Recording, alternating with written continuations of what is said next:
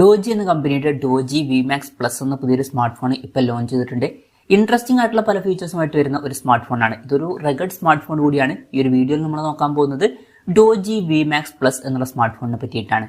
നമ്മൾ ആദ്യം ഫീച്ചേഴ്സും കാര്യങ്ങളൊക്കെ നോക്കുകയാണെന്നുണ്ടെങ്കിൽ എടുത്തു പറയേണ്ട ഒരു കാര്യം ഇതിന്റെ ബാറ്ററിയാണ്. 22,000 mAh ബാറ്ററി ഇതിൽ വരുന്നുണ്ട്. പൊതുവേ നമ്മൾ 5000 mAh മുകളിൽ ബാറ്ററി ഉണ്ടെങ്കിൽ തന്നെ നല്ലൊരു ബാറ്ററി കപ്പാസിറ്റി എന്ന് പറയാറുണ്ട്. ആ ഒരു ടൈമിലാണ് അതിൻ്റെയൊക്കെ 4 ഇരട്ടിയിൽ കൂടുതൽ ബാറ്ററി കപ്പാസിറ്റി ഇതിൽ വരുന്നത്. അപ്പം വളരെ കൂടിയ ഒരു ബാറ്ററി കപ്പാസിറ്റി തന്നെ ഇതിൽ വരുന്നുണ്ട്.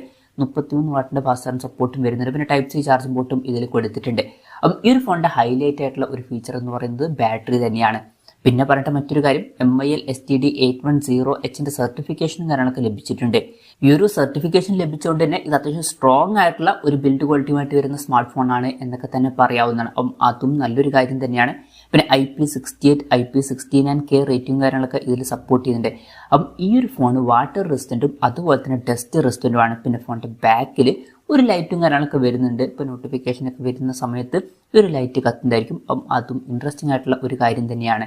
പിന്നെ ഈ ഒരു ഫോണിൻ്റെ ബേസ് വേരിയന്റിൽ തന്നെ 16 GB റാം വരുന്നുണ്ട്. അത് നല്ലൊരു കാര്യമാണ്. അതുപോലെ തന്നെ ബേസ് വേരിയന്റിൽ 512 GB ഇന്റേണലും വരുന്നുണ്ട്. വളരെ കൂടിയ റാമും ഇന്റേണലും കാര്യങ്ങളൊക്കെ ഇതിൽ വരുന്നുണ്ട്. അത് കൂടാതെ വെർച്വൽ റാം എന്നുള്ള ഫീച്ചറും വരുന്നുണ്ട്. അതായത് എക്സ്ട്രാ റാം വേണ്ട സമയത്ത് ഇന്റേണൽ മെമ്മറിയിൽ നിന്ന് കുറച്ച് മെമ്മറി എടുത്തിട്ട് അത് റാമായിട്ട് യൂസ് ചെയ്യുന്നതായിരിക്കും.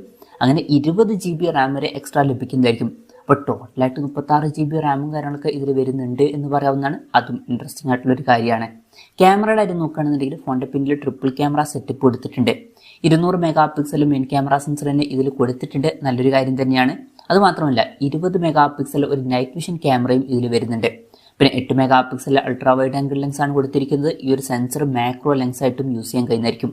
പിന്നെ ഫ്രണ്ടിൽ 32 MP സെൽഫി ക്യാമറയും കൊടുത്തിട്ടുണ്ട്. അപ്പം ഇൻട്രസ്റ്റിംഗ് ആയിട്ടുള്ള നല്ലൊരു ക്യാമറ സ്പെസിഫിക്കേഷനും ഇതിൽ വരുന്നുണ്ട് എന്ന് പറയാവുന്നതാണ് ഓൺ പേപ്പർ.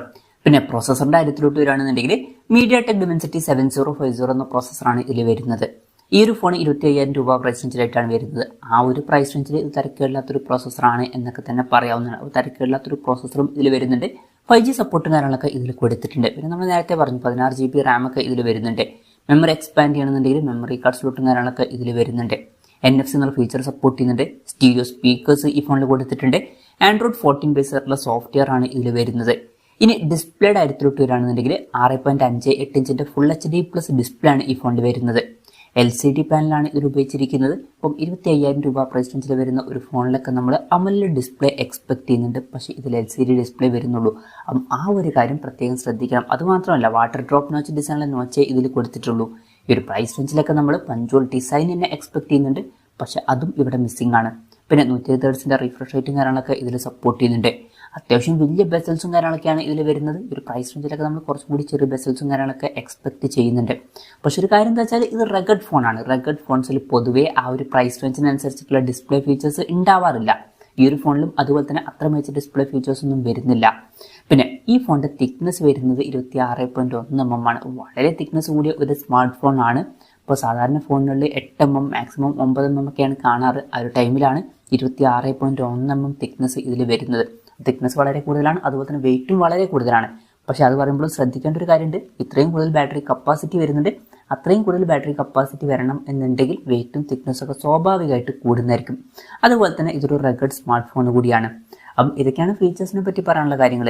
ഇനി വിലയുടെ കാര്യം പറയുകയാണെന്നുണ്ടെങ്കിൽ ഗ്ലോബൽ മാർക്കറ്റിലെ ഈ ഫോൺ $299.99 എന്ന പ്രൈസിങ്ങിലാണ് ലോഞ്ച് ചെയ്തിട്ടുള്ളത്. അതായത് 25,000 രൂപ പ്രൈസ് റേഞ്ചിലായിട്ട്. പിന്നെ ഇന്ത്യൻ മാർക്കറ്റിലെ പ്രൈസിംഗ് ആയിട്ട് AliExpressൽ കാണിക്കുന്നത് 28,375 രൂപയാണ്. ഇപ്പം ആ ഒരു പ്രൈസ് റേഞ്ചിൽ ഫീച്ചേഴ്സ് ഒക്കെ എങ്ങനെ ഉണ്ട് എന്ന് വെച്ചാൽ ഇൻട്രസ്റ്റിംഗ് ആയിട്ടുള്ള പല ഫീച്ചേഴ്സും ഇതിൽ വരുന്നുണ്ട്. വളരെ മികച്ച ബാറ്ററി കപ്പാസിറ്റിയും കാര്യങ്ങളൊക്കെ വരുന്നുണ്ട്. ഇൻട്രസ്റ്റിംഗ് ആയിട്ടുള്ള ക്യാമറ സ്പെസിഫിക്കേഷൻ ഇതിൽ വരുന്നുണ്ട്. 200 MP മെയിൻ ക്യാമറ സെൻസറും നൈറ്റ് വിഷൻ ക്യാമറ ഒക്കെ വരുന്നുണ്ട്. അതുപോലെ തന്നെ ബേസ് വേരിയന്റിൽ തന്നെ 16 GB റാമും 512 GB ഇന്റേണലൊക്കെ വരുന്നുണ്ട്.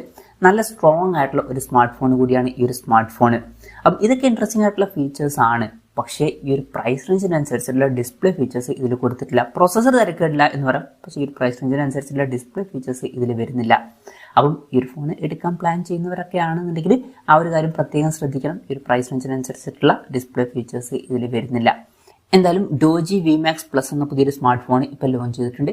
ഇതുപോലുള്ള ഒരു സ്മാർട്ട് ഫോൺ നിങ്ങൾ എടുക്കുമോ എന്നുള്ള കാര്യം ജസ്റ്റ് ഒന്ന് കമൻറ്റ് ചെയ്യുക.